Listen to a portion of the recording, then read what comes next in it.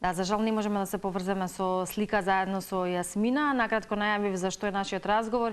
Не се скрати малку времето, но ќе се поврземе телефонски, па верувам дека во 2 минути кои што имаме на располагање ќе може накратко да кажеме и да го најавиме настанот. Јасмина, верувам дека имам на линија телефонски. Таа ќе рече здравје не можеме да купиме и тоа е факт, но можеме барем малку да им го олесниме патот на оние кои што се борат за него и секој може да подаде рака унаму каде што е најпотребно. Ќе се согласиме со тоа и ќе ги поканиме сите оние хумани граѓани токму на 22 март да бидат дел од овој хуманитарен настан. Дали се слушаме со Јасмина? Јасмина, добро утро. Добро утро.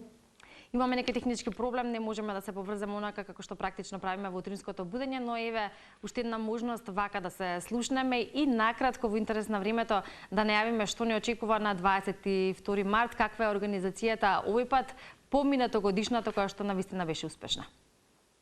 Ова година мислам дека ќе биде уште поубава, затоа што настанот секоја година добива на тежина многу повеќе на ниво нагоре, можам да кажам.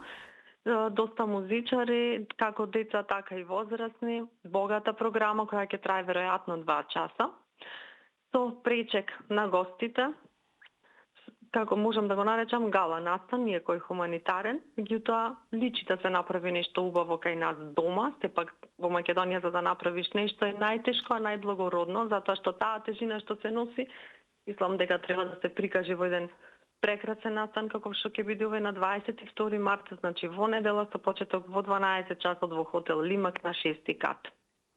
Така е, унако е, веројатно е интересно во овие минути да го споменеме, е самата идеја и иницијатива за организирање вакви хумани настани. Пред се да, човек треба да биде хуман, но исто така да бидеме реални, на таква организација бара време, труд, бара се разбира малку поголема поддршка од оние кои што исто така може да помогнат. Па какво е твоето искуство со сето тоа? Се она што го менаџирам сама е навистина прилично тешко, затоа што наидувам на многу пречки, меѓутоа сите тие пречки не ме направиле да застанам, да го изреализирам нештото до крај.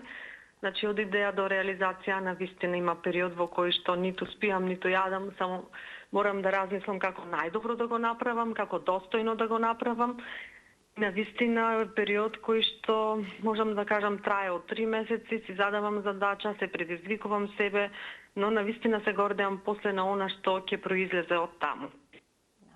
Промоција меѓу другото на 2 нови книги, Пулс на егото, тоа е поезија и Малиот херој, една сликовница која што е добродојдена за немладите, во чии слики се разбира и содржина може да уживаат. Па еве накратко за творештвото, за инспирацијата и онака како што и го формулиравме насловот или темата, која љубовта инспирира, пишувањето сведочи, а хуманоста всушност го дава вистинското значење на човечкото постоење.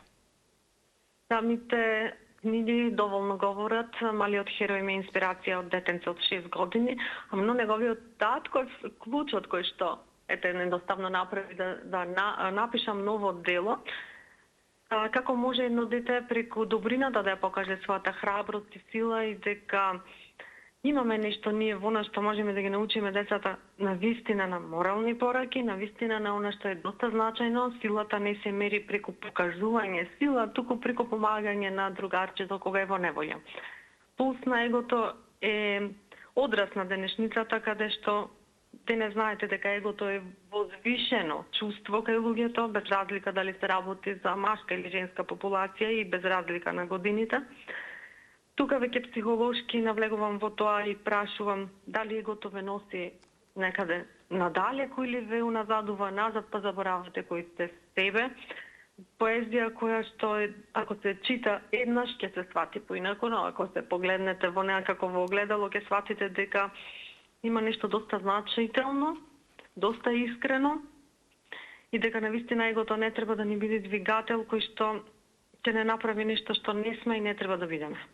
Јасмина, благодарам многу за овие информации. Уште една покана до сите оние кои што не следат, кои што сакаат да покажат хуманоста на дело и честитки за оваа организација. Поздрав до тебе и ти посакувам успех во сето она кое што ќе го правиш во иднина. Верувам ќе имаме можност да се видиме и во студио или нели секако да се поврземе малку подетално да зборуваме за овие активности. Како што споменав, приходите ќе бидат за набавка на лекови, медицинска опрема за децата болни од канцер кои се лекуваат на детското одделение при клиниката за онкологија Скопје.